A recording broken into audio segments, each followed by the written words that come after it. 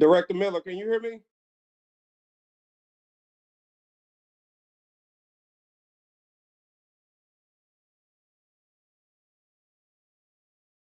Director Webb, can you hear me?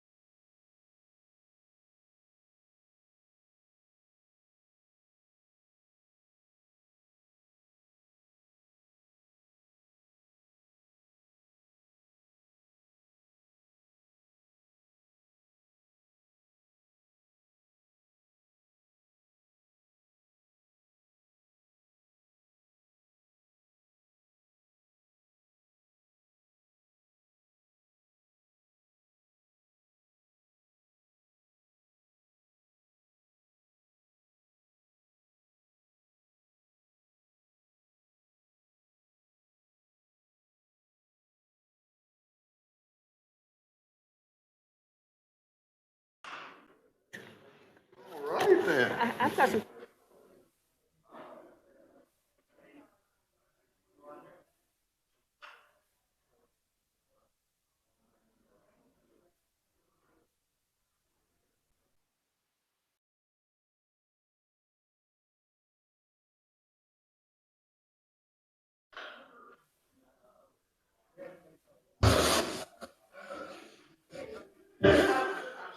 That's okay.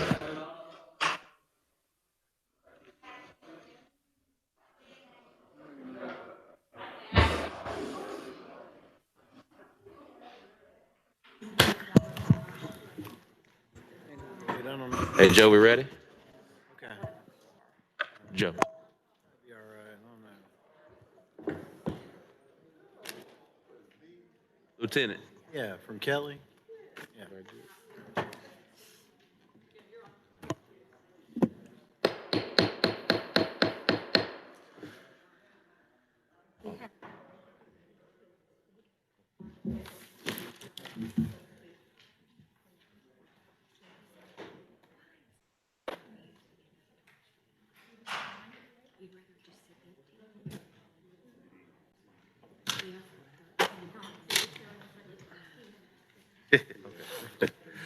Yes, ma'am.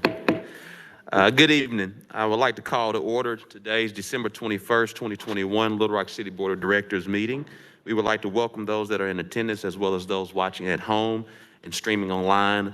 I do know City Directors Webb and Phillips are with us via video conference or WebEx. Want to make sure we acknowledge them. Let me now take this time.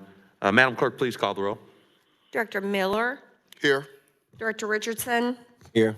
Director Webb, Here. Director Peck, Here. Director Wright, Here. Director Wyrick, Present. Director Compuris, Director Phillips, Here. Director Adcock, Present. Vice Mayor Hines, Present. Mayor Scott. Present. Let me now recognize City Director Virgil Miller for the invocation. Thank you, Mayor. Let us pray. Our most gracious Heavenly Father, we pause at this time to thank you for all our blessings, to thank you for your mercies, and to thank you for watching over us and allowing us to be here tonight. We ask that you be with us as we fulfill our duties and responsibilities as public servants. We pray that you give us wisdom, guidance, patience, and understanding. We pray that we do everything tonight decently and in order. We pray for the employees that work for our city. Be with them and protect them as they serve others.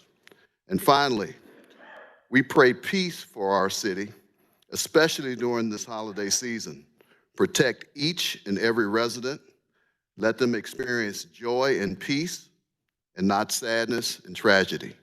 And we'll be careful to give you all the glory, all the honor, and all the praise. Amen. Amen. May we all please stand for Pledge of Allegiance.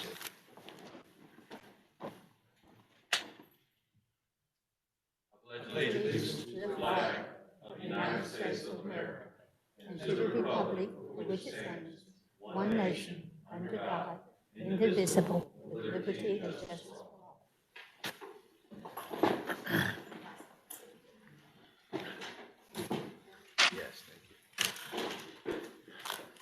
Members of the board, we have 3 modifications for tonight's agenda.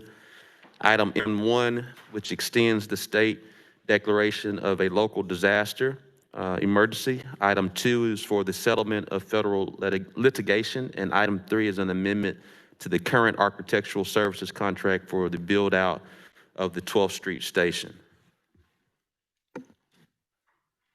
Is there a motion to add M1 and 2 and 3? Second. There's a motion and second. All those in favor, please say aye. Aye. All those opposed, please say nay. I'm sorry, Vice Mayor Hines, I did not see your hand. I ask that M1 be held separate. M1 will be held separate. All those in favor, please say aye. Aye. All those opposed, please say nay. Ayes have it. M1 will be held separate. Madam Clerk, if you would, please read the consent agenda along with items M1, 2, and 3. M1 is separate, and then M3 is an ordinance. Can we just group that? Okay. Okay. Yes, ma'am.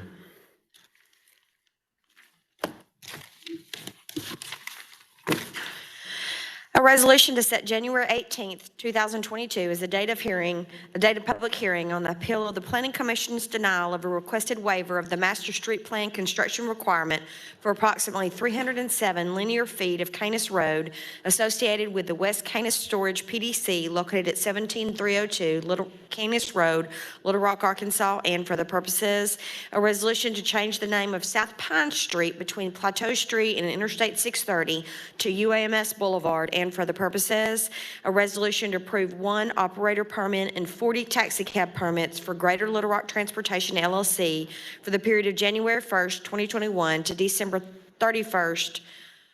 I'm sorry, it should be January 1st, 2022 to December 31st, 2022, and for other purposes. A resolution to authorize the city manager to enter into a contract with Spatco Energy Solutions in a total amount of $70,948 for the purchase and installation of 4 new fuel pumps, DEF dispenser, and fuel master system at the City of Little Rock landfill facility, and for the purposes, a resolution to authorize the city manager to enter into a contract with Lone Star Tactical Builders in an amount not to exceed $68,250 plus applicable taxes and fees for the purchase of a flashover simulator for the Little Rock Fire Department, and for the purposes, a resolution to authorize the city manager to enter into an agreement with the Little Rock Convention and Visitors Bureau for continued management and operation of the Little Rock River Market for a 12-month period beginning January 1st, 2022, and for the purposes, a resolution to authorize the city manager to extend the contract with Little Rock Regional Chamber of Commerce in an amount not to exceed $250,000 to provide economic development consulting services, and for the purposes, a resolution to authorize the city manager to extend the contract with Impact Management and Mitchell Williams, Seelig, Gates, and Woodyard PLLC in an amount not to exceed $50,000 to provide governmental affairs and consulting services, and for other purposes. A resolution to authorize the city manager to extend the agreement with DePaul USA Incorporated for a second extension in an amount not to exceed $358,405.17 to operate the Jericho Way Homeless Day Resource Center and to amend Little Rock, Arkansas, resolution number 15,121 of December 9th, 2019, to allow the base amount of payments for extensions to the previous year's base amounts, plus the cost of living adjustment amount, and for the purposes, a resolution to appropriate up to $4,278,709 from the city's 3/8 capital sales and compensating use tax proceeds to the Central Arkansas Technology Park Authority, and for the purposes, a resolution to authorize the city manager to enter into a contract with Doing Construction in an amount not to exceed $1,658,395 plus applicable taxes and fees for renovations to the 12th Street Station to provide for the use of space by Philander Smith College, Southern Bank Corp Bank, and the University of Arkansas for Medical Sciences, And for the purposes, a resolution to authorize the city manager to enter into a contract with ImageWorks for commercial interiors in amount not to exceed $171,190.45 for the Philander Smith College 12th Street Station Furniture Package. And for the purposes, a resolution to authorize the city manager and city clerk to execute a lease agreement with the Board of Trustees of Philander Smith College for the lease of space in the city's 12th Street Station for the provision of Philander Smith College's criminal justice programs, a social justice hub, and the Philander Smith College Management Institute. And for the purposes, a resolution authorizes the city manager and the city clerk to execute a lease agreement with Southern Bancorp Bank for the lease of space in the city's 12th Street Station for the provision of financial development services and retail bank branch services, to consent to a sublease of a portion of the leased premises by Southern Bancorp Bank to Southern Bancorp Partners, a 501c3 corporation. And for other purposes, a resolution authorizes the city manager and city clerk to execute a lease agreement with the Board of Trustees of the University of Arkansas, acting on behalf of the University of Arkansas for Medical Sciences for the lease space of the city's 12th Street Station for the provision of retail food distribution and retail food and beverage services. And for the purposes, a resolution to make appointments to the Central Arkansas Library Systems Board of Trustees. And for the purposes, an ordinance, that should have been a resolution, I'm sorry. A resolution to approve the settlement of federal litigation. And for the purposes, that concludes the consent agenda. Move for the adoption of consent agenda. There's a motion and second. Before we take the vote, Director Miller. Yes, sir. Mayor, thank you. I don't know how much difference this makes, but on Resolution 14, when it states lease premises by Southern Bancorp Bank to Southern Bancorp Community Partners, there should be community partners in that. I think the explanation says Southern Bancorp Capital Partners. So that's all, Mayor. Yes, sir. All those in favor, please say aye. Aye. All those opposed, please say nay. Ayes have it. Madam Clerk, if you would, please make that notation. Madam Clerk, if you would, please read the grouped items. I think Kathy, Director Webb has her hand up. Director Webb.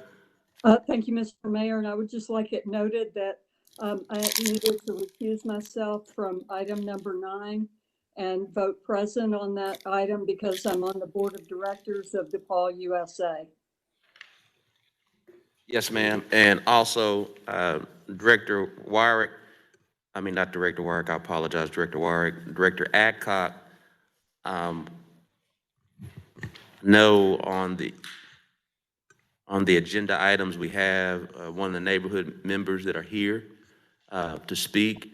But since it's on the consent agenda, we normally would not do that. But what I want to do is just entertain Mr. Muse. I know you are here, Mr. Muse. And please be very brief, Mr. Muse. I'm just exacting some privilege here. Or Director Adcock.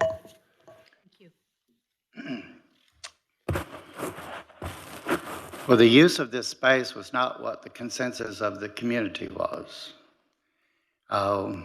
When the former mayor was in office, we had multiple meetings of the community which were packed each time, and the community came to the consensus of what was needed and desired in that area. And that's not included in this.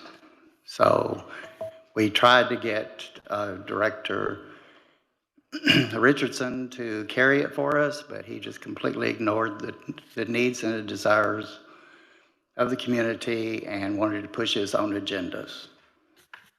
So I just wanted to go on record saying that this is not the consensus of the community in and around the 12th Street Station. Thank you, Mr. Muse.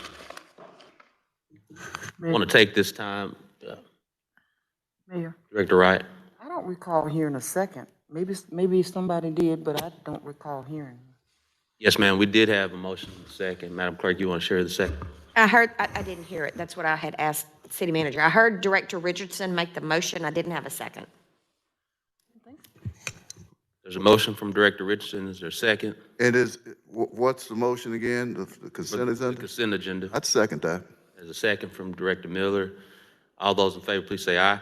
Aye. All those opposed, please say nay. Ayes have it. I do want to take time to recognize all involved with the 12th Street substation. There's been a lot of labor and work that went into that to really get some development in that area, which is also a targeted community development area. I want to take time to recognize a lot of the hard work from our city manager and really negotiating a lot of lease agreements. I know it was a very tenuous thing, and that tenuous not being negative is just a part of the process. And so someone has to do that, and we want to recognize the city manager as well as city director Ken Richardson. We know that's been a part of his journey for quite some time, and I do know we have members of the community. I believe I see Director of Government Relations, Mark Golden, who's representing UAMS. I think there's someone from Southern Bank Corps as well, and from Lander Smith College, but just want to take time to recognize them for investing in the community in the 12th Street corridor area. So thank you so much. Madam Clerk, if you would, please read the group agenda.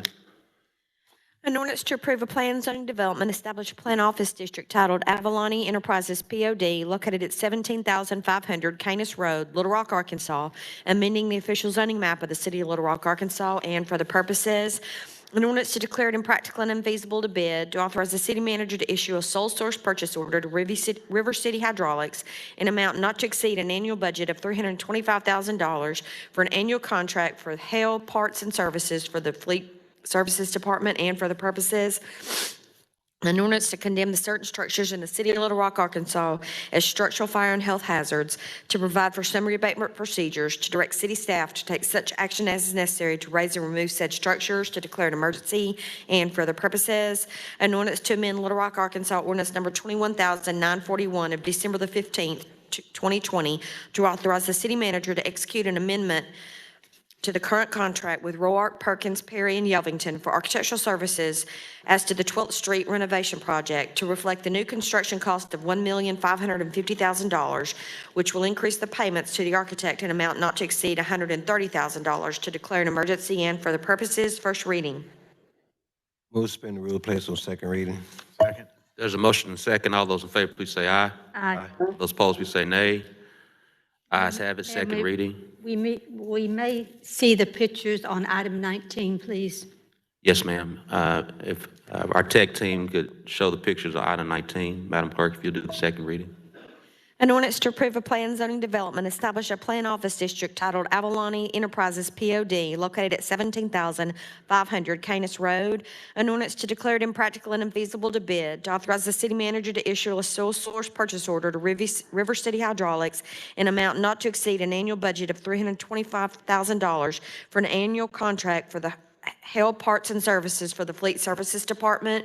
An ordinance to condemn certain structures in the city of Little Rock, Arkansas as structural fire and health hazards, to provide for summary abatement procedures, to direct city staff to take such action as is necessary to raise and remove said structures, to declare an emergency. An ordinance to amend Little Rock, Arkansas ordinance number 21,941 to authorize the city manager to execute an amendment to the current contract with Roark, Perkins, Perry, and Yelvington for architectural services as to the 12th Street Station renovation project, to reflect the new construction cost of $1,550,000, which will increase the payments to the architect in amount not to exceed $130,000, to declare an emergency. Second reading. We suspend the rules and place on second reading. Third and final reading. There's a motion. Is there a second for a third and final reading? Second. There's a motion and a second. All those in favor, please say aye. Aye. All those opposed, please say nay. Ayes have it, third reading. An ordinance to approve a plan zoning development, establish a plan office district titled Avalon Enterprises POD located at 17,500 Canis Road. An ordinance to declare it impractical and unfeasible to bid, to authorize the city manager to issue a sole source purchase order to River City Hydraulics in an amount not to exceed an annual budget of $325,000 $325,000 for an annual contract for Hale Parts and Services for the Fleet Services Department. An ordinance to condemn certain structures in the city of Little Rock, Arkansas as structural fire and health hazards, to provide for summary abatement procedures, to direct city staff to take such action as is necessary to raise and remove said structures, to declare an emergency. An ordinance to amend Little Rock, Arkansas ordinance number 21,941 to authorize the city manager to execute an amendment to the current contract with Roark, Perkins, Perry, and Yelvington for architectural services as to the 12th Street Station renovation project to reflect the new construction cost of $1,550,000, which will increase the payments to the architect in an amount not to exceed $130,000, to declare an emergency and for the other purposes. Third and final reading. We've now had 3 readings. Sorry, Mr. Parliamentarian, did you have a comment?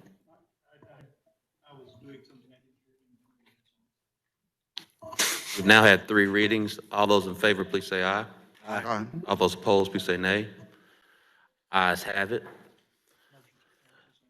We have an emergency clause in M3 and 19. All those in favor, please say aye. Aye. All those opposed, please say nay. Ayes have it. Madam Clerk, if you would, please read M1 for the first time, or only time, I guess.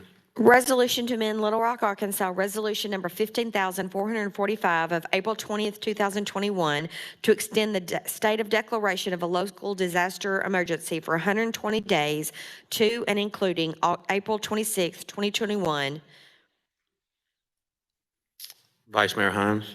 2022, to specifically endorse the continuation of declaration of local disaster emergency 2021-02 as the wearing of masks within the corporate limits of the city and for the purposes. Thank you. Vice Mayor Hines. Thank you. I continue to question why we need a local disaster emergency when we have none existing at the state level right now.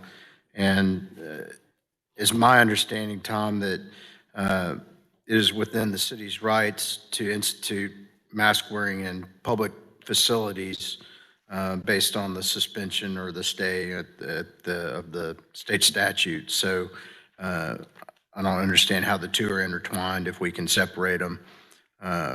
You know, we've been under a state of emergency since April 26th. The state has not had one in existence for at least 3 or 4 months now. That's my take on it. Thank you. Director Computers. Well, it is always hard to go against what the state says, but let me just give you the facts of where we are right now. In Arkansas, not Central Arkansas, but Arkansas, there are approximately 62% of the people who have had the first shot. There are 51% who have had both shots, and there's only 14% who have received a booster shot. I sent y'all all an article this morning from the New York Times about the Omicron variant that's going on right now. And it right now on the East Coast is approximately 75% of the cases on the East Coast. It is remarkably virulent. It is remarkably transmissible. The estimate in Arkansas right now is there's about 40% of the people that are positive today have that variant. By the first week in January, the end of the first week in January, it will be the predominant organism in the state. There are only 2 things that help mitigate this. And mitigation in this situation is keeping you out of the hospital. So one is that you're vaccinated and have your booster. And it gives you less of a chance of getting the virus, and if you get it, it gives you much less of a chance of going into the hospital. And there's a graph that I saw yesterday where you graphed the number of people that are being sick going into the hospital, and you have 3 different groups. One is the people that are unvaccinated, and it's going up like this.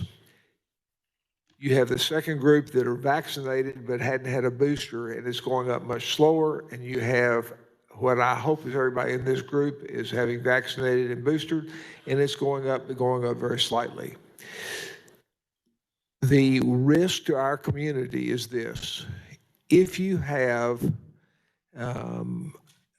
one group, and there some Scandinavian study, or not studies, but examples where you had a group of almost all the people who were vaccinated and most of them were boosted.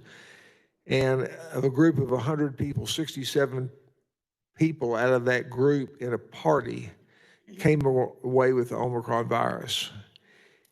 At least right now, it looks like it is, if you're boosted and vaccinated, you're not going to be in the hospital. You may be sick, but because it's so transmissible, the worry is say you go to a hospital in Little Rock, and let's just say UMS, and somebody in the coronary intensive care gets it, and they work their whole shift, and all of a sudden everybody gets it or half the people get it, then basically you're going to close down that shift. If this board, we're here in this room and we get sick, we may all be being like Kathy and Antoine. So the second thing that goes along with decreasing the chances of transmissibility and decreases your chance of getting it and hopefully spreads out the number of people that do get it are these silly masks that no one likes to wear. Now, I know the state doesn't do it, but that doesn't mean that it's not the right thing to do. And I discussed it again with the group that we've been meeting for 2 years that the mayor put together, and unanimously we feel like that's the right thing to do. So I will be supporting that. Director Adcock. Yes. Mayor, I asked Mr. Moore earlier today to give us a report on our vaccines clinics that we had. From last summer until a couple of weeks ago, we had approximately 15 supported by the city of Little Rock. And I would like to know, what are we going to do in the next month or two to get these boosters up? The last 4 clinics that we did not give the $50 or $100 for the boosters. And I'm going to suggest that now that we look at giving $50 for people getting the booster shots and seeing if we cannot get this 14% way up very quickly. And I know St. Vincent's and probably others would be happy to have vaccine clinics so that we can get the booster rates up at this time. Yes, ma'am. Mr. Moore. Mayor and members of the board, I agree with Director Adcock. And the only thing we have to do is, because we're using Recovery Act money for the incentives, is right now the CDC has not changed the definition of fully vaccinated. And so at this point, it's still the 2 shots. And so as soon as we get clarification, and I think we're not the only ones waiting for it, that the 3rd shot, the booster shot, is included in the fully vaccinated, then we'll be able to offer the booster. I mentioned, Director Adcock, that we will quickly, in January, begin the work with the school districts, again, and our community centers and the various neighborhoods to get clinics going again. I know the school district is very important, but the school district does outreach to that school, the community school, and the parents, and we need to get these boosters out into our community. And I would like to ask Dr. Campiris and his group that are looking at this to see if they can help us get this booster qualified for the bonus that we are giving for the 1st and 2nd shots. Thank you. And Mr. Moore, did you find out how much money so far we have spent? You had me busy on other items. I have not been able to get that, but we'll get that out. Okay, thank you. Mayor, Director Wright. I want to let the board know that in partnership with Healthy Connections Medical Network, we will be having a grand opening for the West Central Health Clinic in January, and they will have a COVID-19 facility separate from the main health clinic. And so there will be opportunities to have the vaccine there. The facility is on site and it's been set up, and we're working on signage and so forth, but we're planning a grand opening for mid to late January. But the clinic is on site. Thank you. And Mr. Moore, I forgot, I would like to request that all of our notices and flyers going out, that they are in English and in Spanish.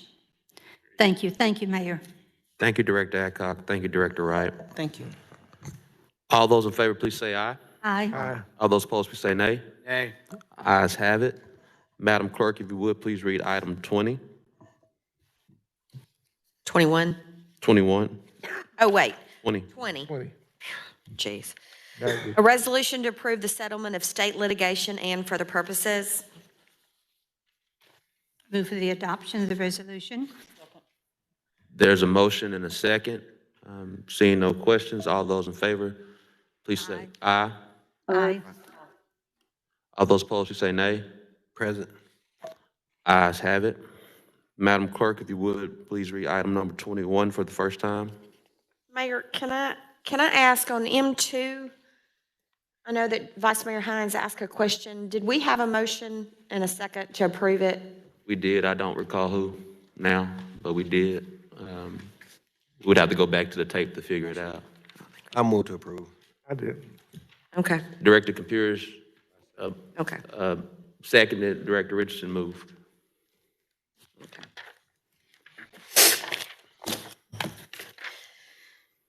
An ordinance to declare it impractical and unfeasible to bid, to authorize the participation of the City of Little Rock, Arkansas in an insurance pool administered by the Arkansas Municipal League in an amount not to exceed $447,766.11 for certain litigation costs, expenses, and coverages to declare an emergency and for the purposes. First reading. Move to suspend the rules and place on second reading. Second. There's a motion and second. All those in favor, please say aye. Aye. All those opposed, please say nay. Ayes have it. Second reading. An ordinance to declare it impractical and unfeasible to bid, to authorize the participation of the City of Little Rock, Arkansas in an insurance pool administered by the Arkansas Municipal League in an amount not to exceed $447,766.11 for certain litigation costs, expense, and coverage to declare an emergency. Second reading. Move to suspend the rules and place on third and final reading. Second. There's a motion and second. All those in favor, please say aye.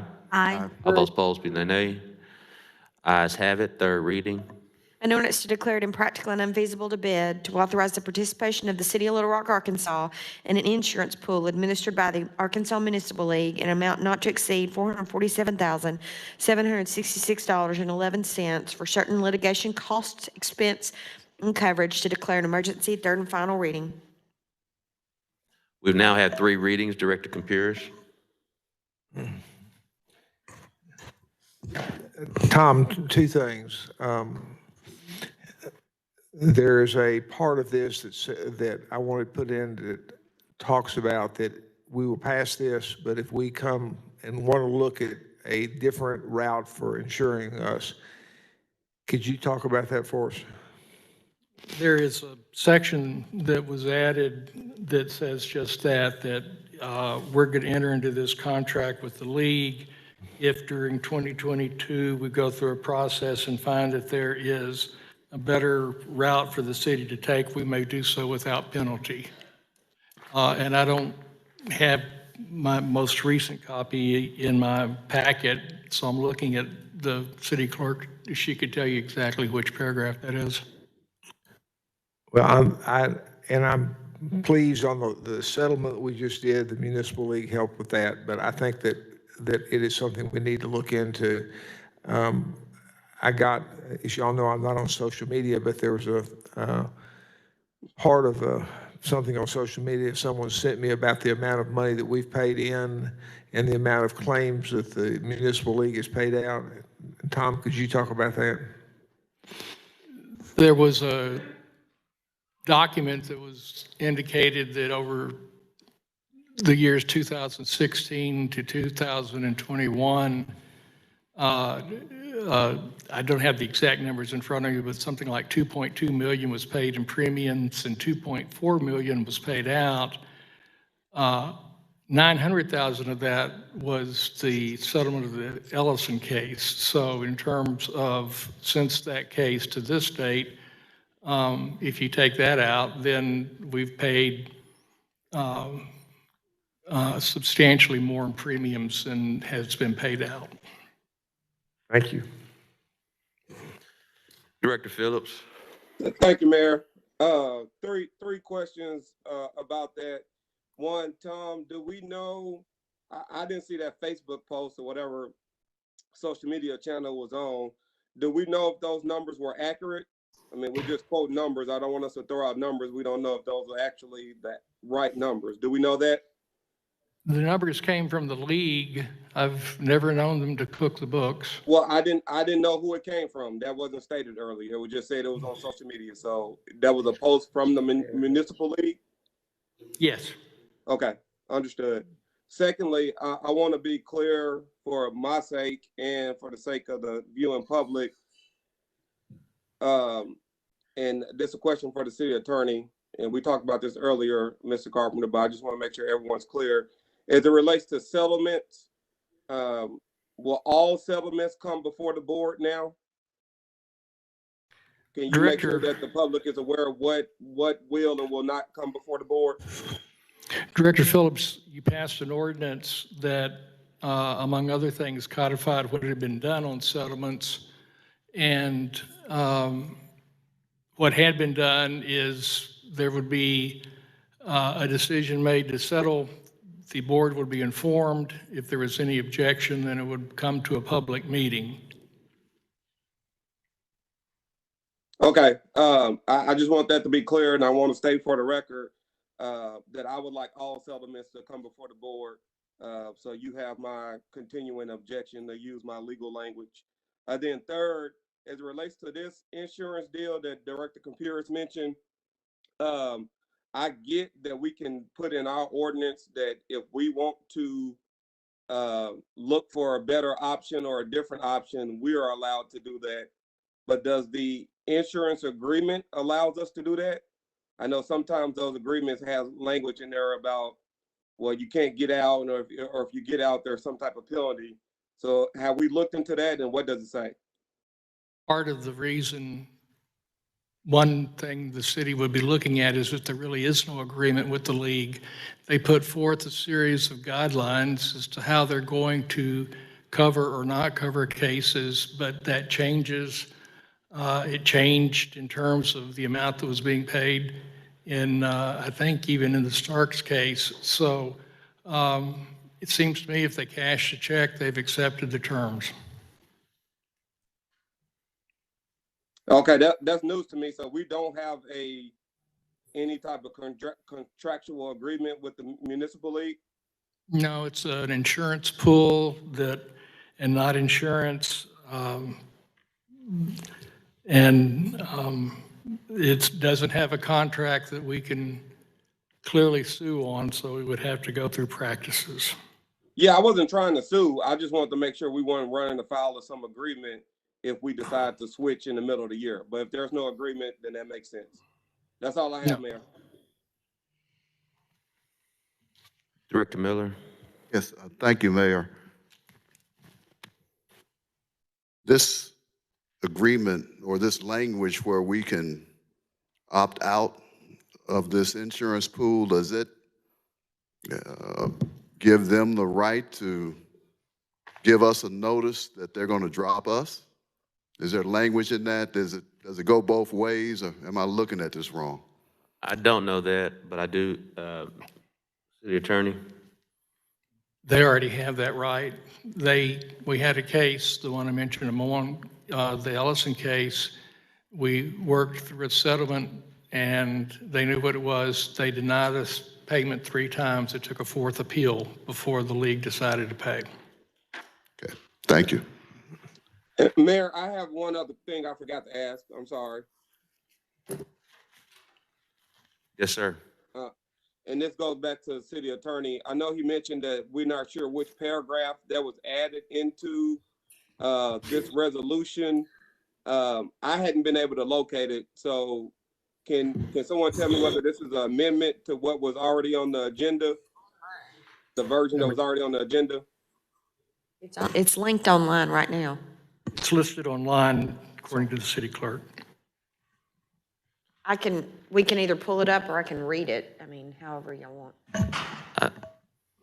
Are you asking, was it an amendment, or are you asking it's online? What's your question? Well, Director? I was asking whether it was an amendment, because if it was, then it wouldn't be online. So those kind of go together.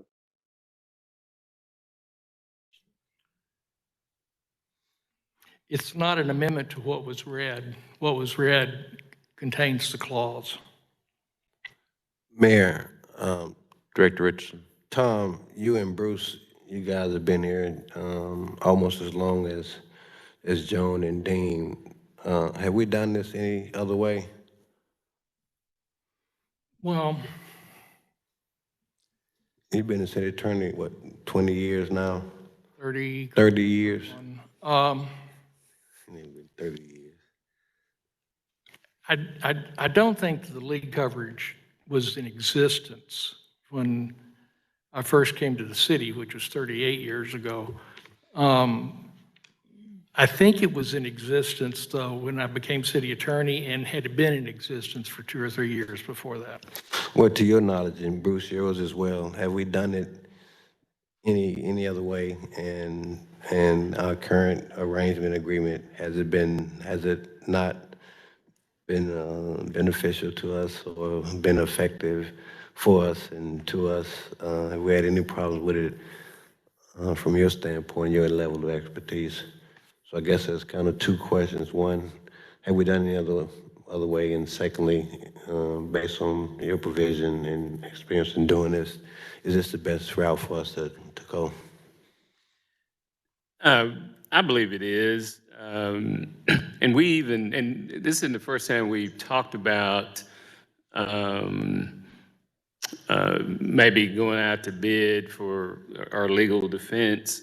But because this is, municipal law is very specific, and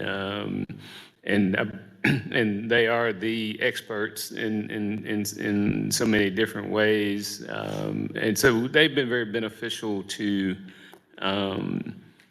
the city, I do believe. But I am going to have to ask a clarifying question, because earlier the city attorney said only items that there's some objection will come to this board. And on these two items, I was not aware that there were any objections. And so if there were, that should have been disclosed earlier, I believe. But is that, I thought the litmus test was all settlements, except the ones that you outlined, dealing with personnel and things like that, would come before the board. That's not what the ordinance says. The ordinance codified the procedure that had been followed until the Starks case, which is the board is informed. If there is any objection, then it has to come to the board. And Director Phillips has just said he'll object all the time. And as I informed him earlier today, I don't just call a number and then say we've got a settlement. I call all 11. So I'm sure he'll be saying I object. That is correct. And Mayor, I had a couple follow-ups that I didn't get a chance to finish, but I don't want to interrupt the city manager. I just wanted to put that out there in case the city manager has something else. Okay. He put his mask back on. Director Phillips. All right, thank you, Mayor. I am looking at the ordinance now. I don't see the language that the city attorney mentioned, essentially allowing us to opt out the pool. Can you show me? I mean, I guess if you read section 2 a certain way, that could mean it. Is that what you're referring to, Mr. Carpenter? Section 2 of this ordinance?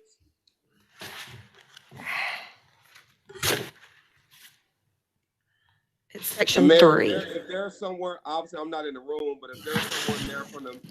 Madam Clerk said it's section 3, I believe. Well, section 3 online says funds for this agreement are available, and then the list of account number. Well, if that's the case, then we'll probably need an amendment to reflect Director Computers if that's online.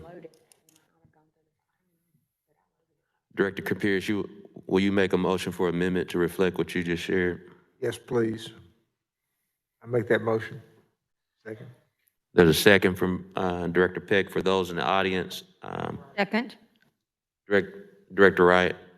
For those in the audience who are paying attention, Director Campuris has asked that a clause be included into the ordinance that gives the city the ability to, if desired, to look for other options at any time. So that is a clause being included. He's made that motion. Director Wright has made that second to amend what is online to the viewing public. All those in favor, please say aye. Aye. Aye. All those opposed, please say nay. Present. Ayes have it for the amendment.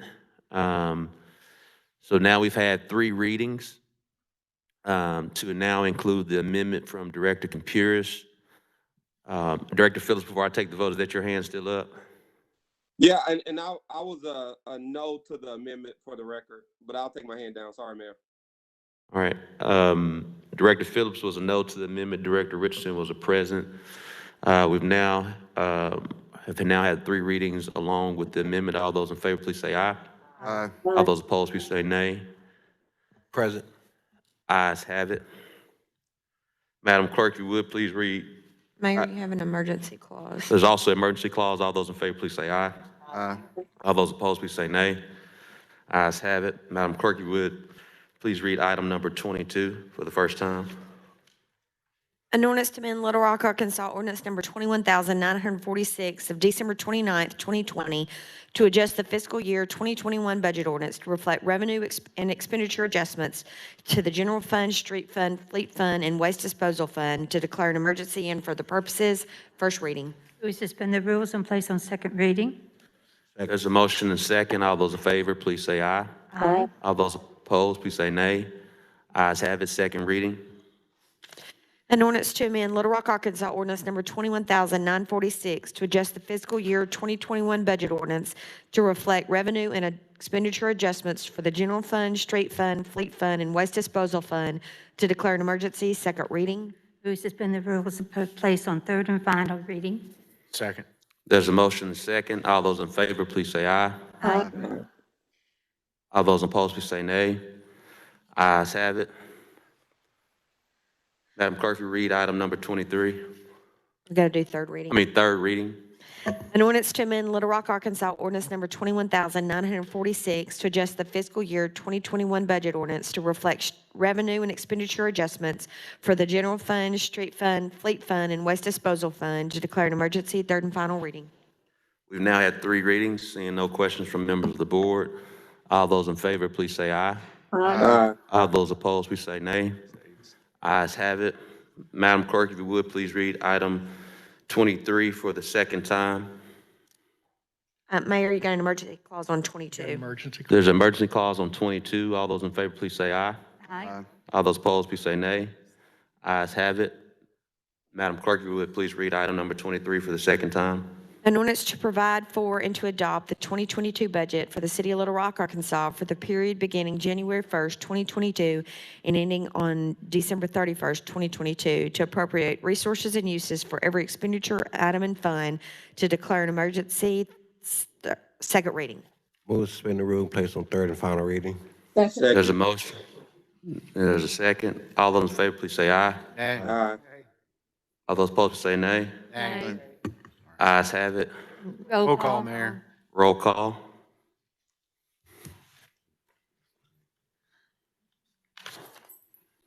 Director Richardson, What are we doing? voting to take it to third reading. Yay, I made the motion. Director Webb, Yes. Director Peck. No. Director Wright. No. Director Wyrick. No. Director Campuris. Director Phillips. Yes. Director Adcock. No. Director Miller. No. Vice Mayor Hines. No. Members of the board, since we'll now have a third reading scheduled for noon tomorrow for items 24 Let's also do a second reading for item 25.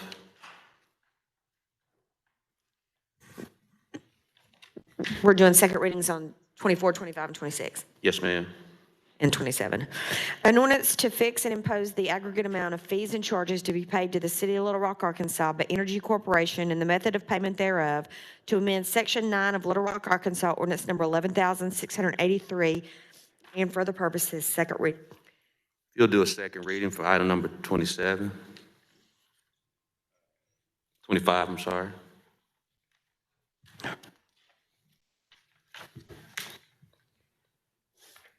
An ordinance to amend Little Rock, Arkansas Ordinance Number 11,366 of March the 4th, 1963, as amended to provide for levying of franchise fees to be paid for CenterPoint Energy ARCLA, to provide for the payment thereof and for other purposes. Second reading. For item 26. An ordinance to levy franchise fees to be paid by all carriers providing local access telephone services, to provide for the payment thereof and for other purposes. Second reading. An ordinance to fix and impose the amount of fees and charges to be paid by the City of Little Rock, Arkansas to the City of Little Rock, Arkansas by all companies that provide interstate or intrastate long-distance telecommunication services and all business incidental to or connected with the conducting of such telephone business in the City of Little Rock, Arkansas, to amend Section 3 of Little Rock, Arkansas Ordinance Number 15,705 of July the 5th, 1989, and for other purposes. Second reading. Thank you so much. Madam Clerk, if you would, please read item number 28. Well, first, let me open up the public hearing. Oh, before we do that, Director Phillips. Mayor, Public and hearing.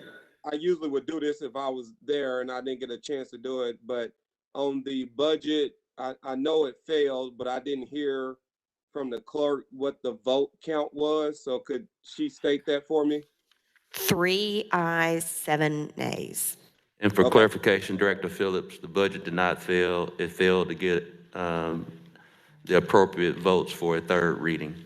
That's what I meant. Thank you for the clarification, Mayor. I'm sorry for misspeaking, and thank you, Susan, for the giving me those numbers. Thank you. Sorry, Mayor.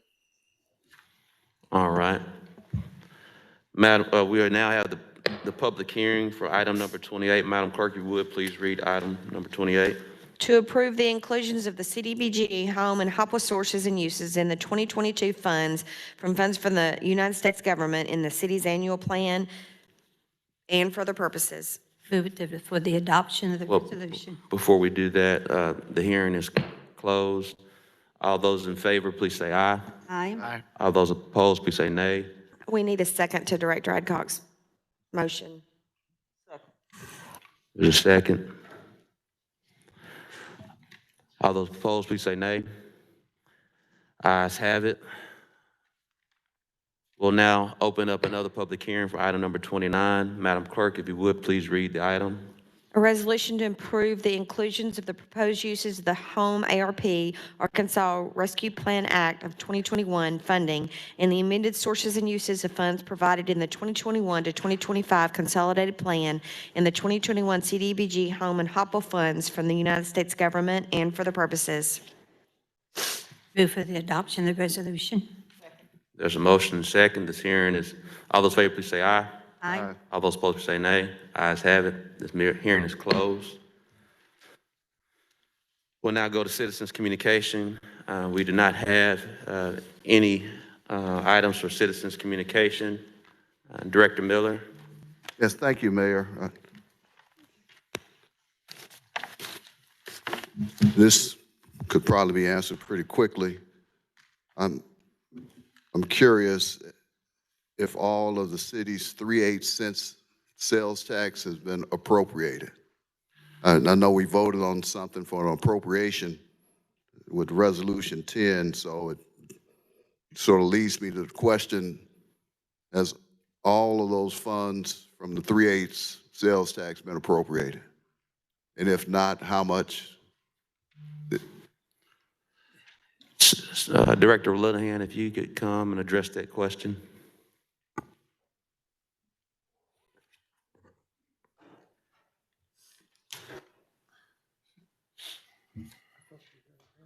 I didn't. Good evening, Mayor, members of the board. Director Miller, there was a resolution that was passed before the 3/8 cent election that designated how the funds would be expended. But as projects are bid, then the resolutions come to the board to authorize entering into contracts to complete them. Because it's a sales tax, it's a pay-as-you-go other than those projects that were advanced with short-term financing in the first 5 years of the tax. And so there is the potential that there will be other projects where a contract will come to the board because some of the proceeds will not be received for like the December revenue until February. So I know there's still some projects that are ongoing. All of them may not have come to the board yet for the resolution to enter into a contract, but all of the allocation of the tax as it comes in has been designated. Okay. All right, thank you. That's my question. Vice Mayor Hines. My question was answered. Thank you. Director Computers. First of all, it's going to be about a 50-50 chance whether I'll be through working to get to your meeting. But if I'm here, I will offer these two amendments that don't change anything in the numbers, but just clarify policy about how to move forward. And I'm passing it around for y'all to look at and think about. Would you like to, would you mind reading we're still in the middle of the meeting, so if you want to offer the amendment now, you can read the. That's fine. The first one is section 11, and it goes back to the discussion about what the prerogative and the duties of the board are. And basically, it says the board reserves the right to review policy implications of any program, department, or expense and to make appropriate modifications as deemed appropriate, beginning January the 1st and extending through December 31st. Actually, from outside people, this is something we have the right to do all the time anyway, but it just codifies what we should be doing and can do. And the second one is just a chronic problem that we have, that we end up at this meeting all the time with somebody asking Sarah some question and then we not having the information. So everybody's kind of caught short on what's really happening and as far as finances consideration.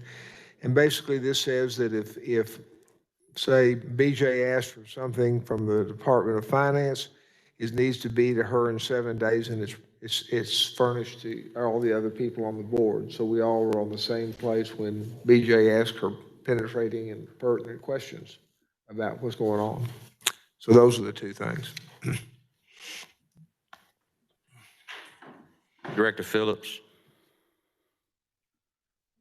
I was just going to make sure I get a copy of what Director Computers read. I don't know who we need to ask to make sure, and I'm assuming Director Webb is in the same boat I'm in. We don't have a copy of that, and I would like one if we're going to meet tomorrow at noon.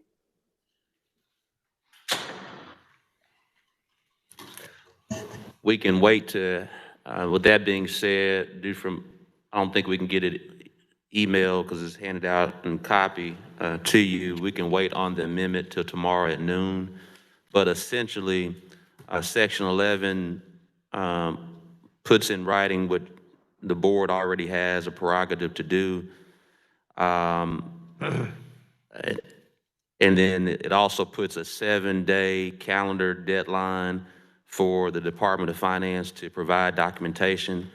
I will say for the record, I know for a fact that the Department of Finance, whenever the members of the board ask them for information, they get them to them in a timely fashion. I don't think they've ever taken more than 24 to 48 hours. If there's a deadline given to them, they respond to that deadline. So I don't know the need or the rationale for Section 12, but I do want to share, because when you put this in writing, I want to share with everyone that the Department of Finance speedily responds to any request from members of the board, and many times that's already on record via email when there's a request made. And Mayor, I'm not impugning anybody. I just tried to make it big enough so that if there's a holiday or something, that it's there. And that way we all know what the rules are. And I'm not, this is just meant so that what happens is that people that are smarter than I will ask penetrating questions, and the questions will come up, and I'll think, where did that come from? Or why did I think about that? And we all get the financial information at the same time. Thank you for that clarification. Director Phillips. I want to thank my colleagues for someone took a picture of it and sent it to me, so I'm reading it now. And I guess this question is for Director Compiers if he chooses to answer it. I'm reading section 11, and are we saying that each one of us at any point in 2022 can question allocation that's in the budget if we vote on it and approve it tomorrow? So if in March of next year I decide I don't like something, this allows me to question it. Is that what this is doing? That's exactly right. And if you have 5 other people going along with you, then we'll change it. I mean, that's what a policy board does. And this goes back to our discussion the last week, Antoine, that you unfortunately or fortunately you weren't privy to.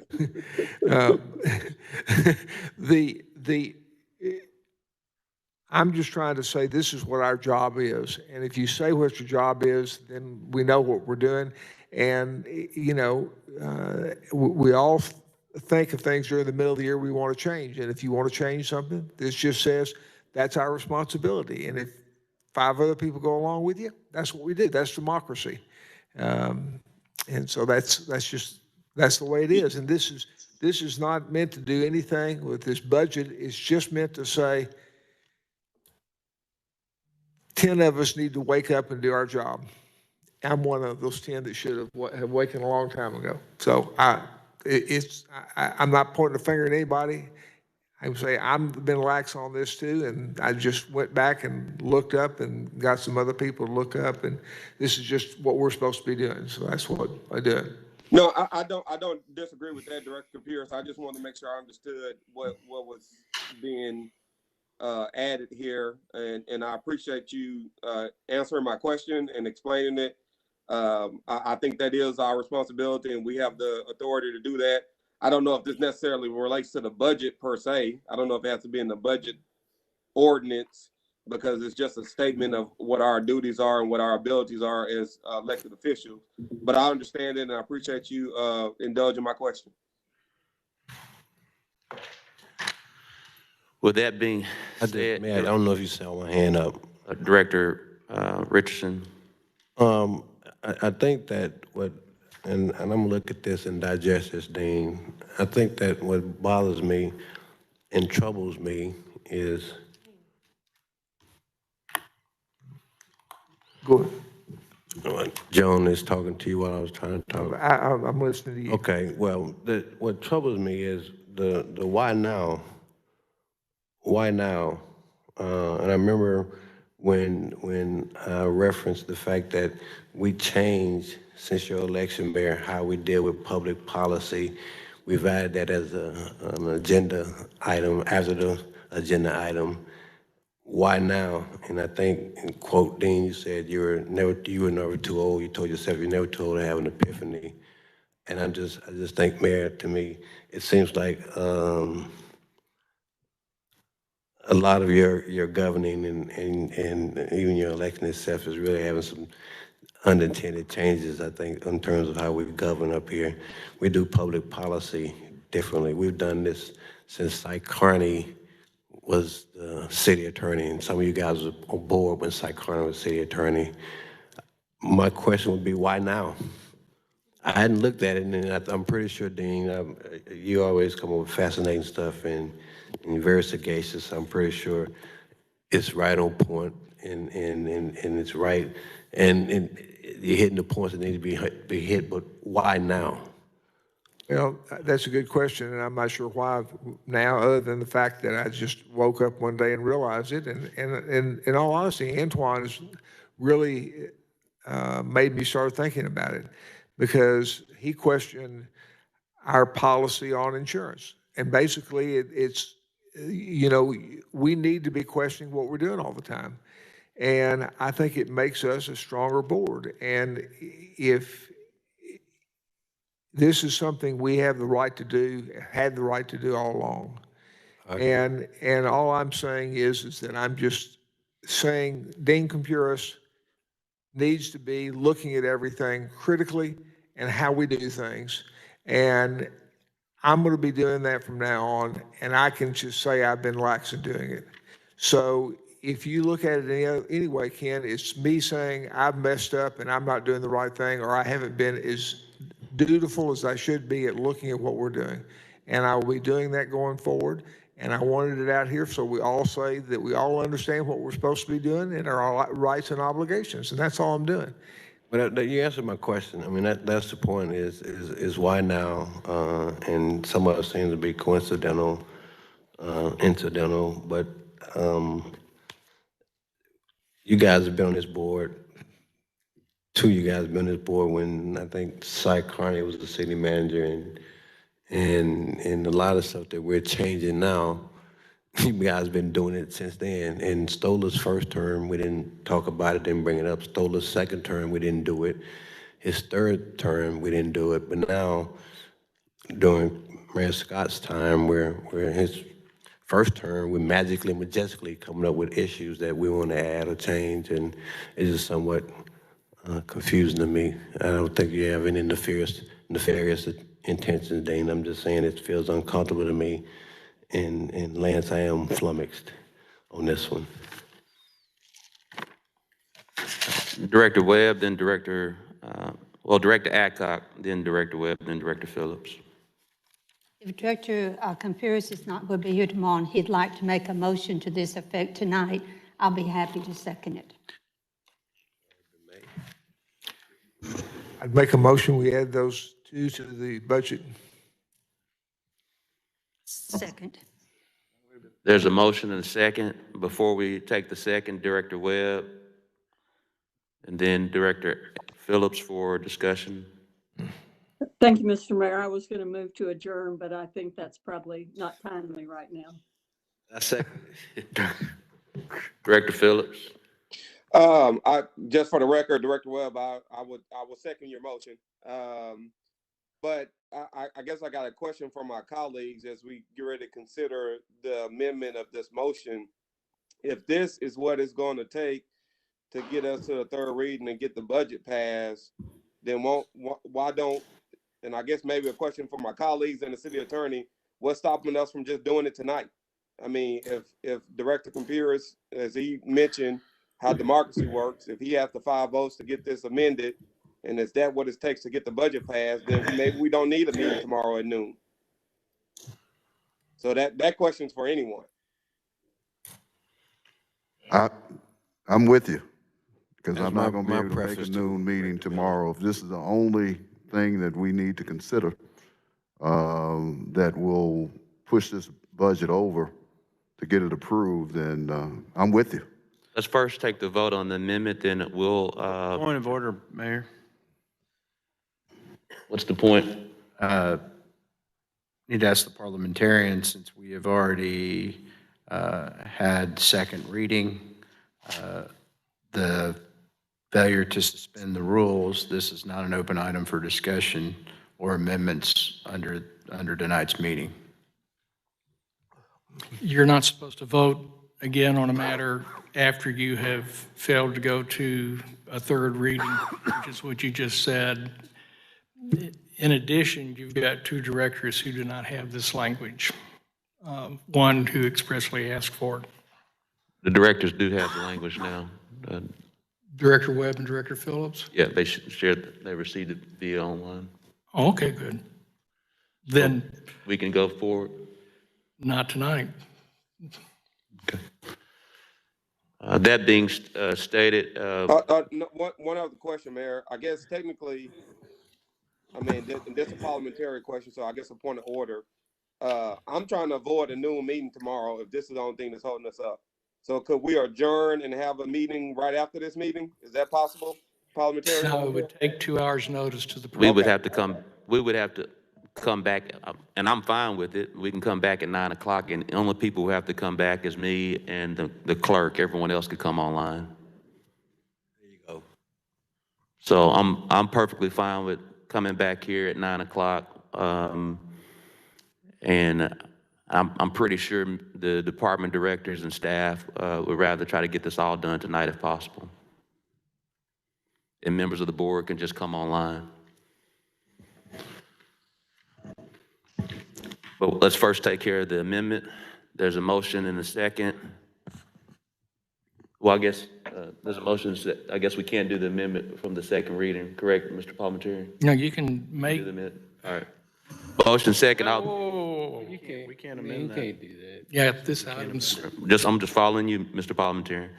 All right. So, members of the board, if you would like to take this matter up tonight, the clerk and I can be here at 9 o'clock. You all can be at your own home locations and log in, or you can come here in person as well at 9 o'clock and we can get this handled.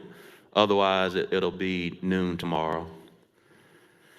Any thoughts on that, members of the board? I know Director Miller said he was fine with that. Director Peck, are you fine? Yeah. Director Peck is fine with that. Director Campiris, are you fine with that? Yeah, I do. So there's some more questions. So let's go with some of the questions since we're here. Director Wyatt, I'm sorry. Okay, thank you, Mayor. The reason why I didn't want to go forward with the budget tonight was I had a few questions, and I just wanted to make assurances that this information was in the budget and germane to how we're going to move forward next year. One of the things that I want to know about is make sure that the turnouts for the firefighters are in this budget. We've been working on getting second turnouts for, I want to say, 8 years. And I don't know, I mean, Sarah might have gone over that, but I don't recall specifically if we had additional turnouts in this budget. Director Linehan, if you'll come up, but to answer your question, that is the turnouts are included in this budget. I believe, and we actually, there's more than the second set of turnouts.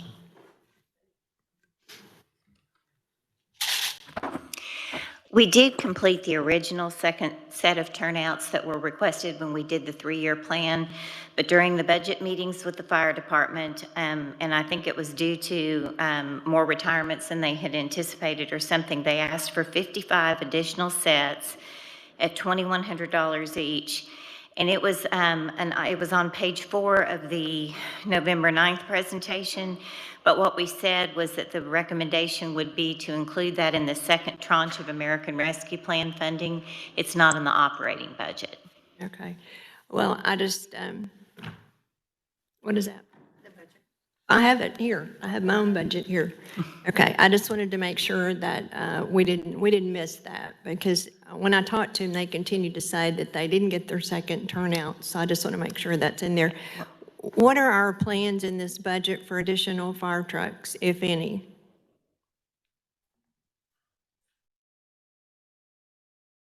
The capital for the fire trucks is not in the operating budget. That too, we had mentioned, I mean, we did do some short-term financing for some in the current year, but that was something else that we had on the list, $2.9 million in fire vehicle replacements on page 4 from the American Rescue Plan second tranche. Okay. I remember it being on that, but I just want to make sure. I think we've got $100,000 in the budget for litter pickup, sorry, and bulky items, $200,000. And we're 122 square miles across. I would like to see us add some additional money in order to clean the city up. I think I went through that last week, so that's one of my issues. The other thing I wanted some information on is a couple of years ago, we increased the garbage fees for the residents. And what we did was John Honeywell came and did a presentation. He'd done a study, and he said that we had a certain percentage of people that only asked for one-time pickup. And I think it was in the 90 percentile of people that asked for one-time pickup. And the remaining were the ones that asked for additional pickups, and they would be charged for that. What we're finding is that in the cover of night, in order to avoid being charged for these pickups, people are dumping in right-of-ways and on vacant lots and things like that. So I'd like to know what the value is of that second pickup, and if we could go back to the original plan where we didn't charge for pickups for residences. And I know that'll take some time to figure that out.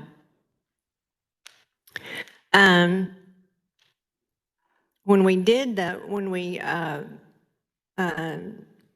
did this plan, we were going to use the money for additional roll-offs and claws and things like that, equipment for the city of Little Rock. And we were supposed to have some reports from Public Works on how we were doing with that. And I honestly do not remember the last time we had a report about how that was working. But I believe that is the reason why we're seeing an increase in some of our city streets and our vacant lots. So I'd like to know what the value of that is, and can we roll that cost back? The other question that I had was in regards to moving the 911 center out of the police department. There were 60 people that were supposed to be moved, and then an additional 5 employees. And I think the difference is about $700,000 between what we're paying them now and what we would be, or what we're expending now versus what we would be expending next year. So I would like to have some clarification on that. I also would like to know how many other cities have pulled the communications out away from the police department. I'd like to know what that is. So those are the items that I have concerns about and would like some feedback, some more information. May I ask a couple of questions, though? Sure. Okay, so on the waste disposal pickup, are you wanting, I'm not sure I understand what you want. Do you want Director Honeywell to respond? I'm not sure what the questions, I didn't understand all the questions. Okay, so there was a value to charging individuals for anything over 1 pickup. It cost individuals additional money for that pickup. And then that money was to go into Public Works. So what I want to know is if we take away the cost for that next pickup, next 2 or 3 pickups, then what would be the impact on the budget? But my ultimate goal is to take those additional fees out and not charge to pick up anything over 1 pickup. So it's kind of a twofold thing. I mean, if it's so I believe $20 million, then obviously it doesn't make sense that we need to leave it the way it is. But the value of that we're charging the individuals for a pickup over 1 is one question. And then the second thing is, based on what that value is, I would like to see us remove that from our ordinance because I think it's creating additional pickups, additional dumping in the city. So you would want to see the waste disposal rate ordinance that you all passed a couple of years ago to be amended before the budget is adopted? Yes, because that will impact the budget. Director Warwick, I will share with you, because we've had that for 2 years. It would take a lot to, that's something we really need to study, because we built the budget based on those fees the last 2 years. We do forecasting. And so once this board approved that, and I'm not saying we can't do it, but it would take a lot of rethinking from a budgetary standpoint, because the budget's built on those fees. And I understand that. That's the reason why I'm asking for what the value is on that.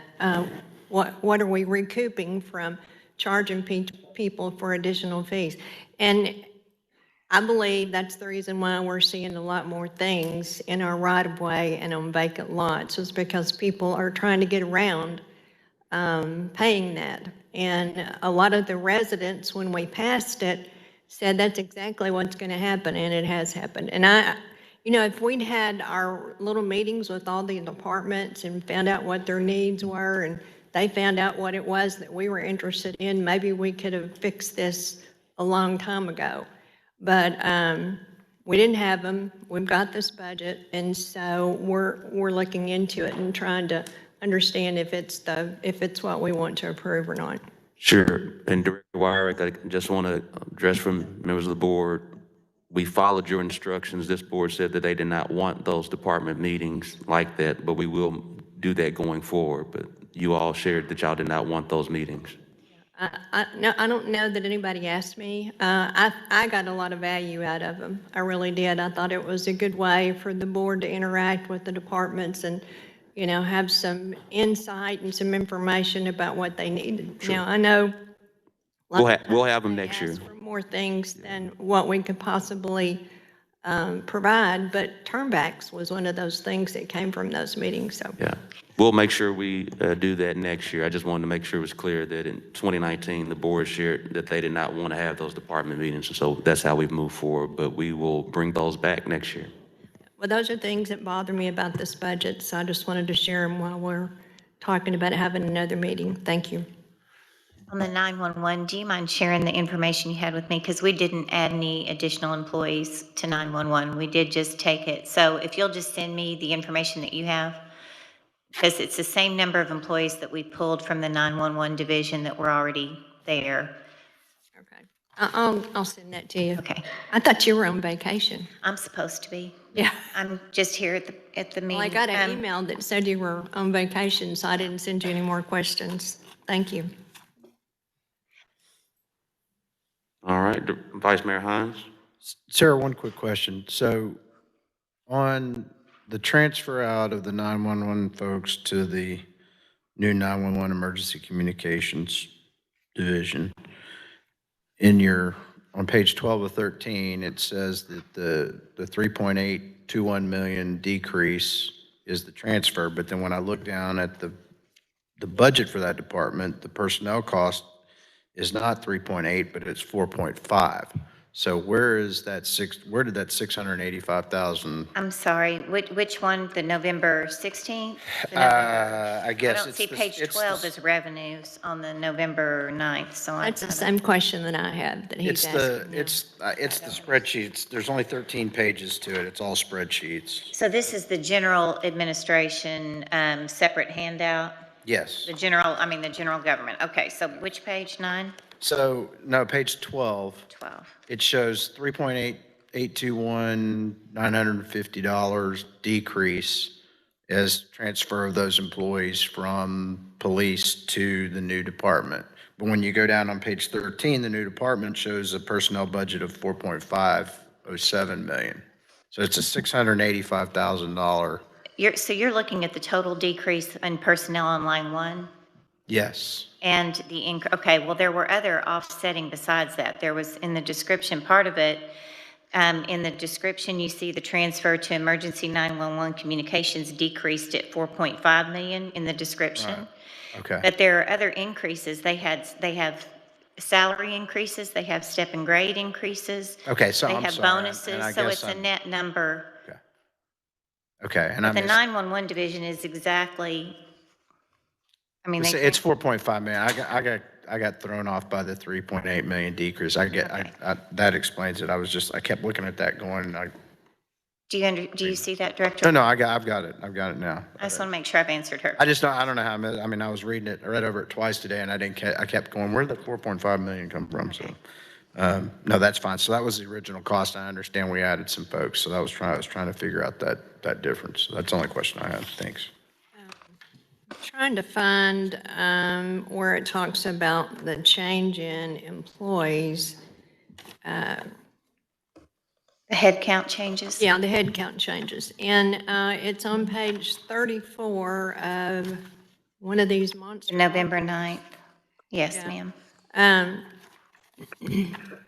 And it says, item 19, under police, it showed Transferred change in 60 21-22 positions. from 60, and then it's going under emergency communications, and it shows 65. So in the description on line 19, it says transferred 65 positions from police to emergency communications department, and then added 3 new telephone reporting clerks, and added a county jail reimbursement position, and added a crime analyst. In addition, so it's a net situation. They're adding positions to police, net of subtracting 65 that went to emergency communications. Okay. So, I mean, I get the telephone reporting clerks, but, I mean, I guess I'm second guessing the police department, but it seems to me that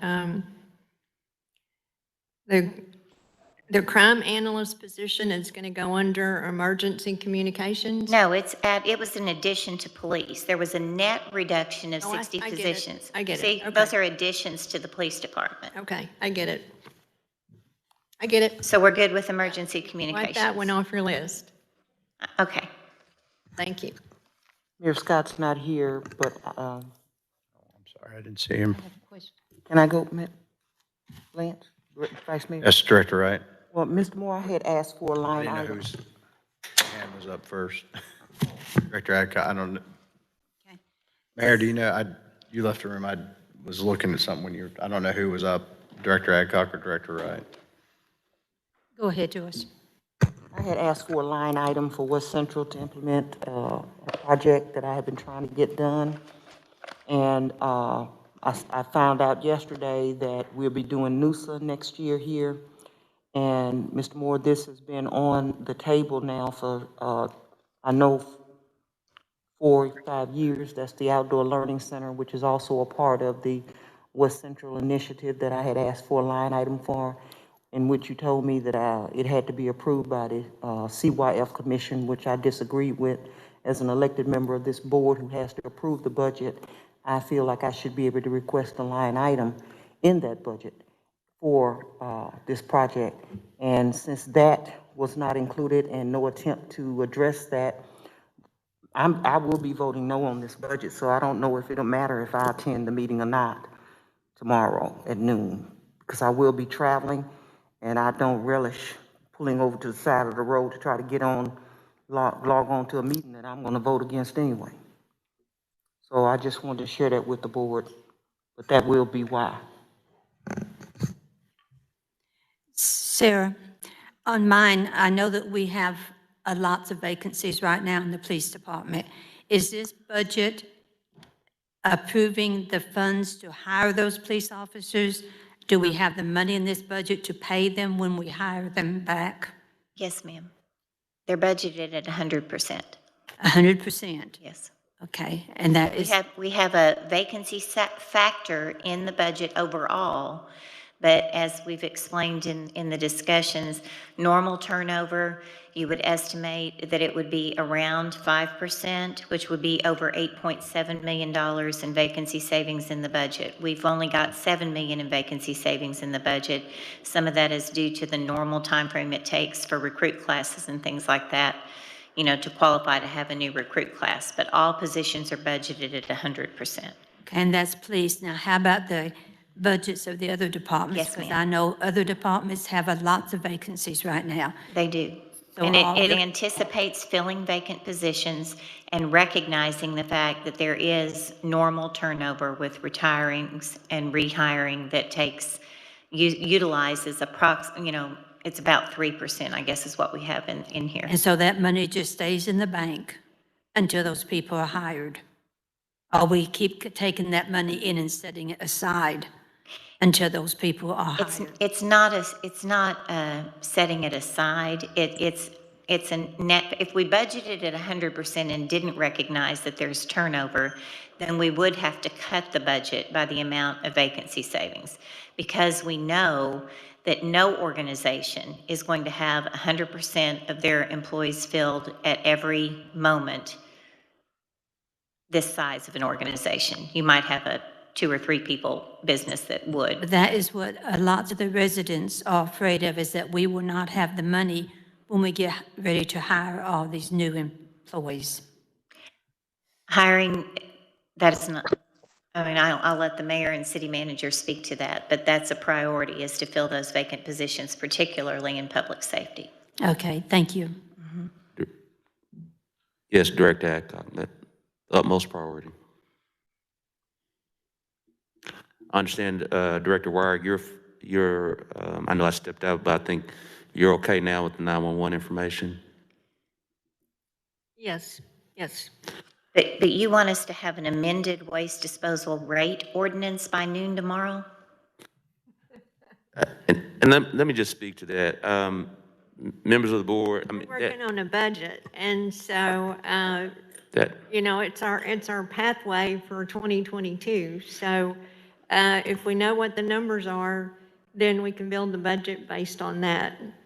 I guess Director Honeywell was here when we didn't go through a third reading. He left. He was going on vacation tomorrow.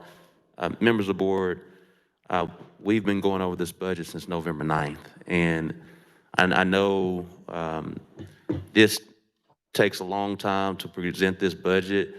I will say right now, I do not have the exact number, but we would have to rethink the entire budget by addressing the waste disposal ordinance.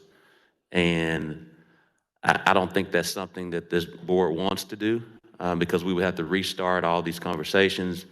Many members of our department directors have scheduled time off. They were in hoping of trying to get this done before Christmas. They definitely will stand ready to get this information to you if that's what the board desires.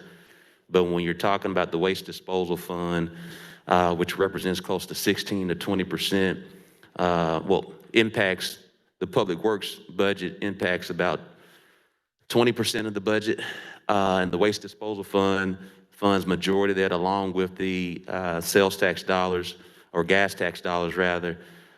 That's pretty sizable. And that's how, it's not only is about the budget that we're funding right now, that waste disposal fund, if you all will remember, when we increased the rates, it was to get more knuckle boom trucks. It was to get more capital expenditures. And we are paying those capital expenditures based on that fund. So we jeopardize a lot of our capital outlay from that as well. Mayor.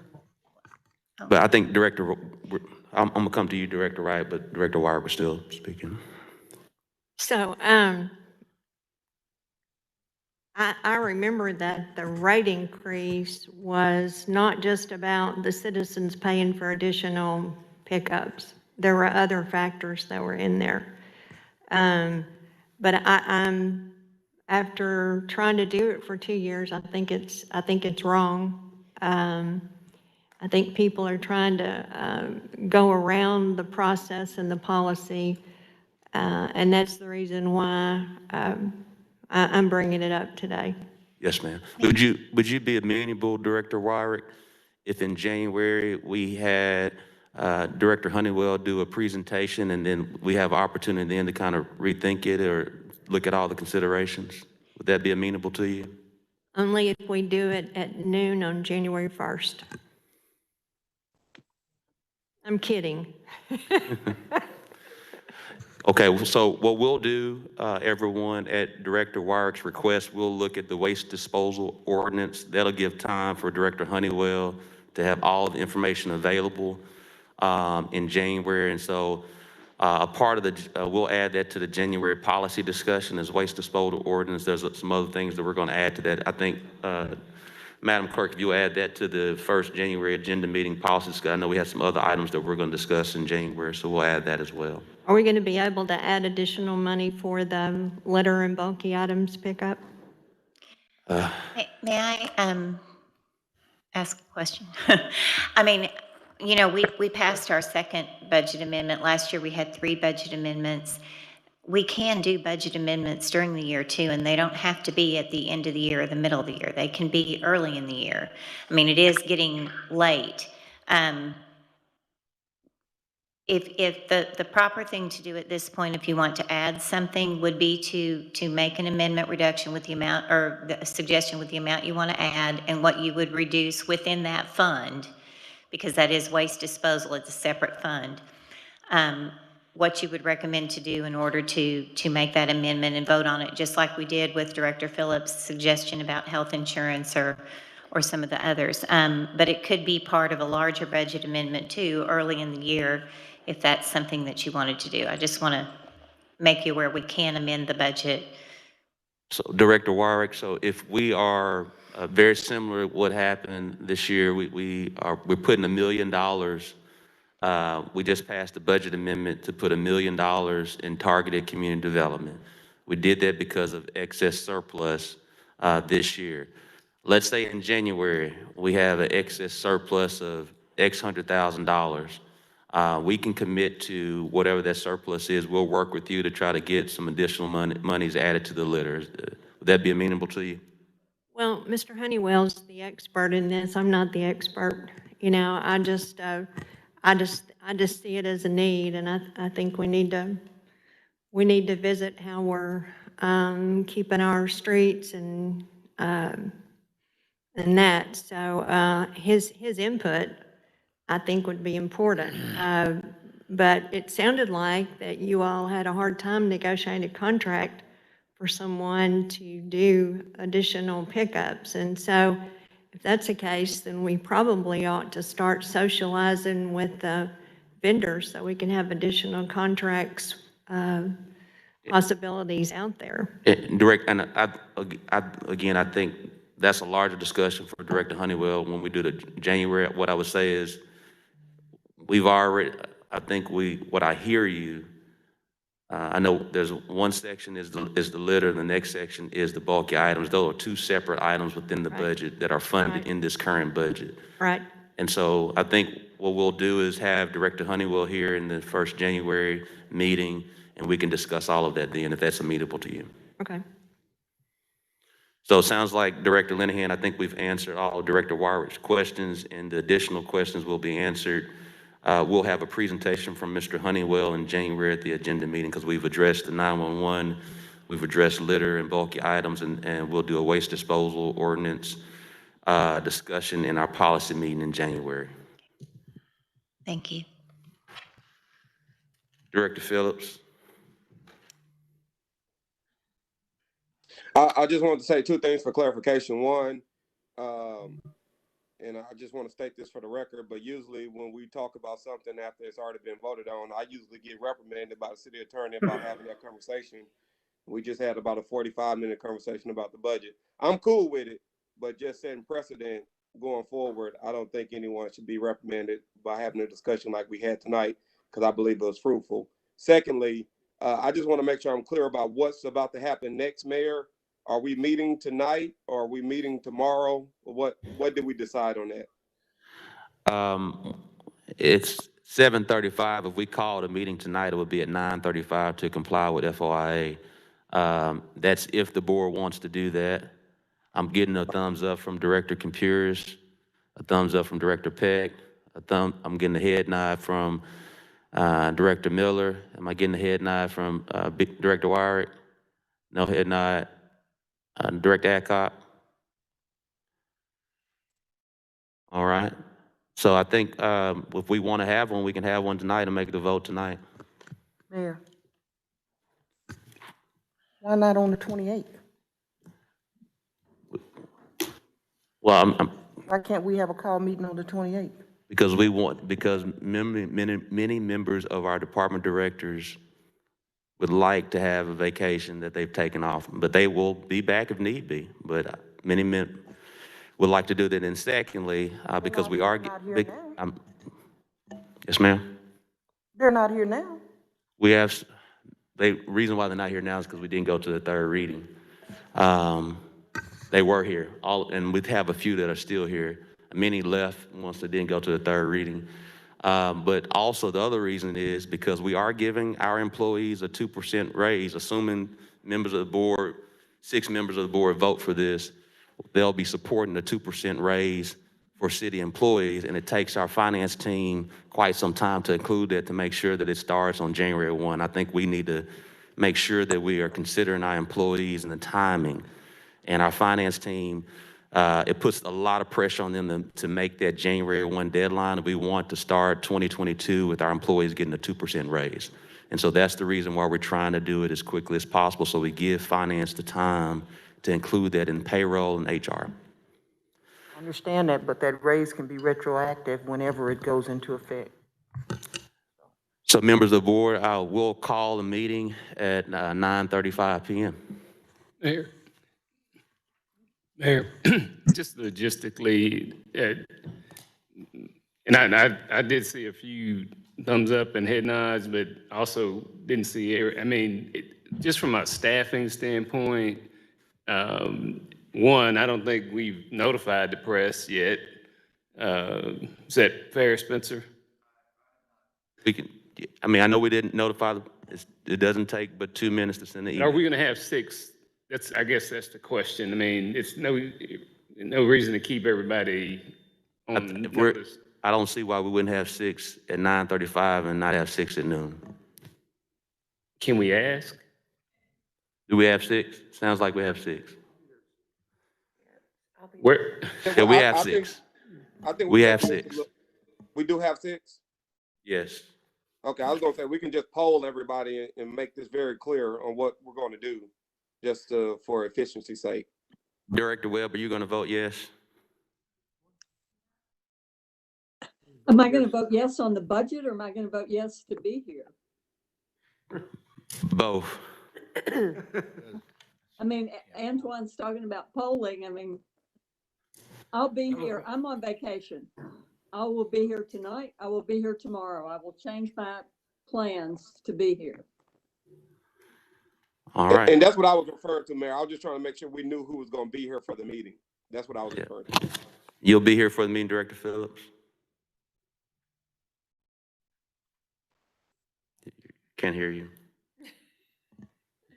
Yes, I will make myself available. Yes. Yes. Yes.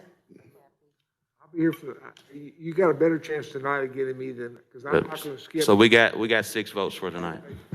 Not doing that.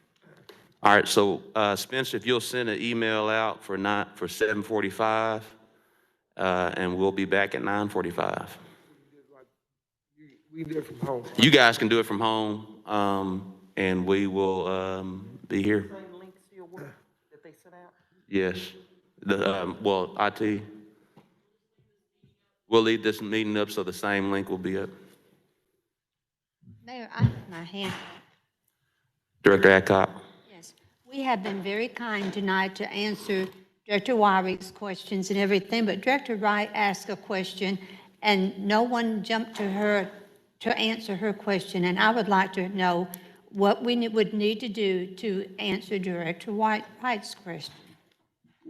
Mr. Moore, could you address that question? Like I don't count, or I'm not as important. I think as we talked about before, I mean, it would just be an amendment to the budget and identify, I believe it's a CYF expenditure, and it would be an amendment. It's really not an amendment necessary to the budget, but it would just be stating the board's intent to use, I think it was $145,000 over a year for 3 years. But still, what I don't know from the city or from purchasing's perspective, if that has to go through a bid process because it's over $50,000. So that's, I mean, the board could set aside that money or say that's our intent, and then just from a staffing standpoint, we'd have to figure out logistically how to make it happen. Well, Bruce, we have sent out notices to lots of nonprofits and youth groups saying, bring us some proposal. And we have a proposal sitting here that has been sitting here for several months. and we're not doing anything about it. So can she apply for all this money that you've got coming up in this bid that you've just put out? Yes, ma'am. Okay. I just don't want us to leave here and leave Doris, Director Wright, the only one that has not had her question worked on. Thank you. Thank you, Director Adcock, but for some strange reason, whenever the entities that I send to that process, they never get selected, and we're always told some vague reason. So I feel like it's deliberate, so that's why I came and requested a line item to be allocated, because as you know, I got some serious issues out there that need to be addressed. I had 2 murders yesterday, and that's the 3rd murder at that particular intersection at 36th and Barrow.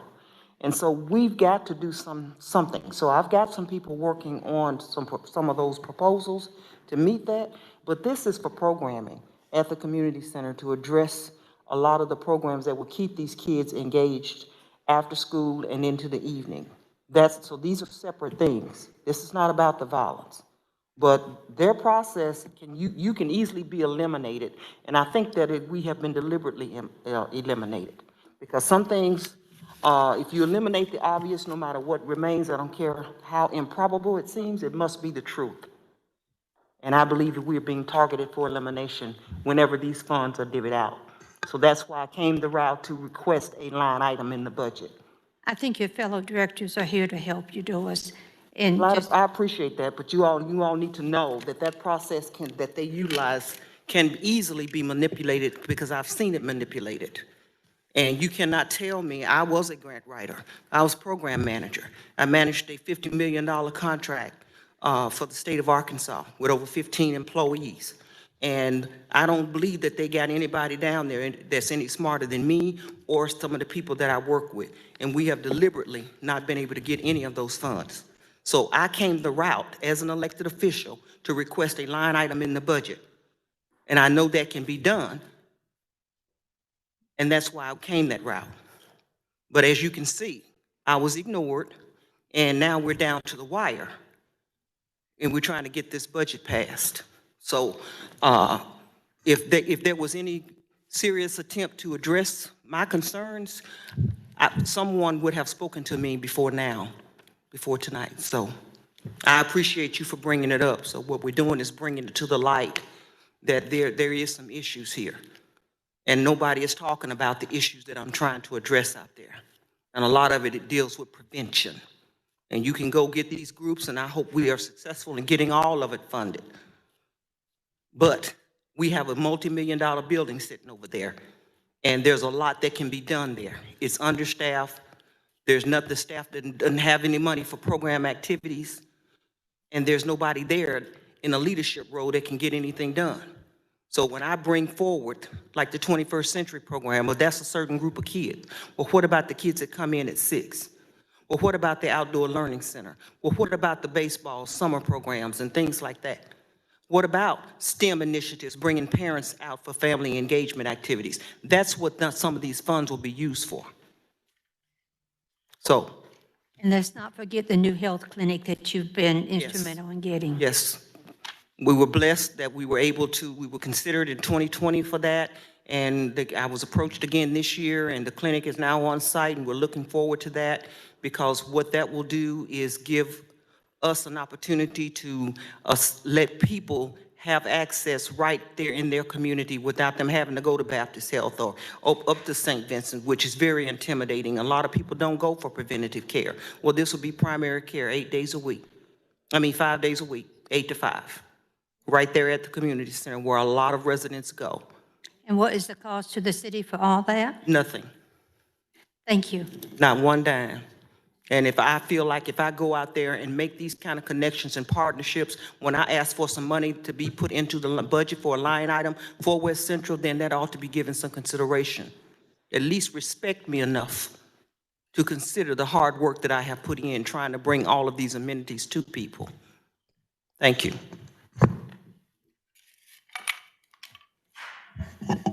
Director Wright, is your hand up? Sorry. Was it up, or was it? It's not up. Okay, thank you. My hand's not up. All right. A motion to adjourn, a motion to recess until, Motion to adjourn because we are having a special meeting. Second. There's a motion second to adjourn. All those in favor, please say aye. Aye. All those opposed, say nay. Ayes have it.